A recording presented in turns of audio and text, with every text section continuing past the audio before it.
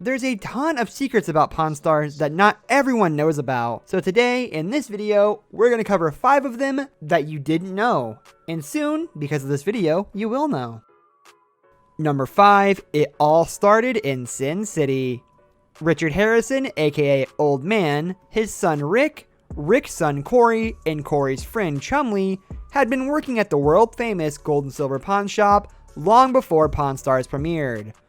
Old Man opened the store in 1989 and ran it as a 24-hour family business. It was Rick who had the idea to turn the daily workings of the store into a TV show.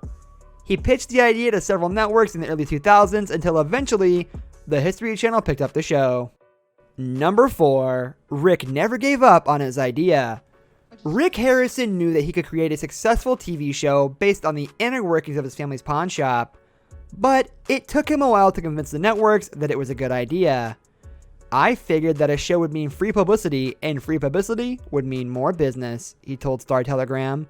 But everyone told me that no one wants to watch a show about 4 fat guys in a pawn shop. The Gold and Silver Pawn Shop made its television debut in a 2001 PBS documentary. It was also featured in Comedy Central's Insomniac in 2003.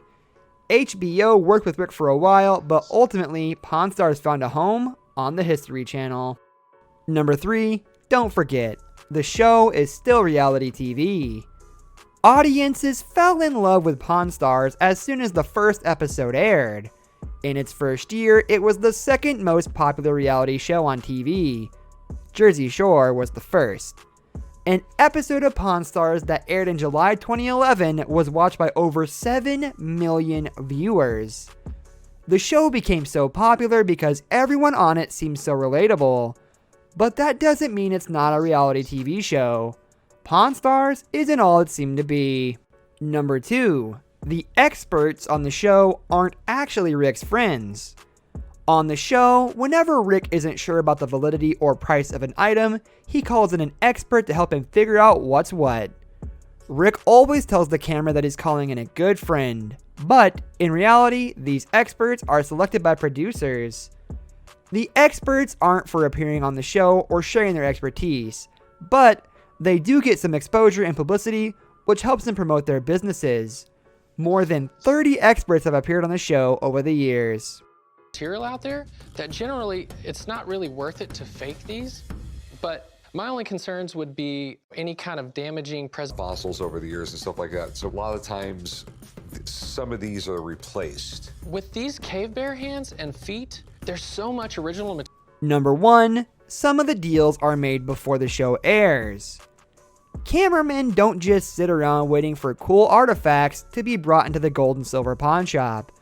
The filming days are fully planned out to showcase the very best that the pawn shop has to offer. That means if somebody brings in something cool on a non-filming day, they might be asked to bring it back later so it can be featured on the show. Sometimes Rick and his crew communicate with potential sellers via email before filming to ensure that the coolest artifacts arrive at the shop when the film crew is on set. This allows them to get the best and most creative footage, and also allows the History Channel to see some really cool items. That's gonna do it for this video, guys. We hope you enjoyed, and you should like the video if you did, or if you learned something new. Subscribe to the channel for more content like this, and we'll see you next time for more secrets on your favorite TV shows.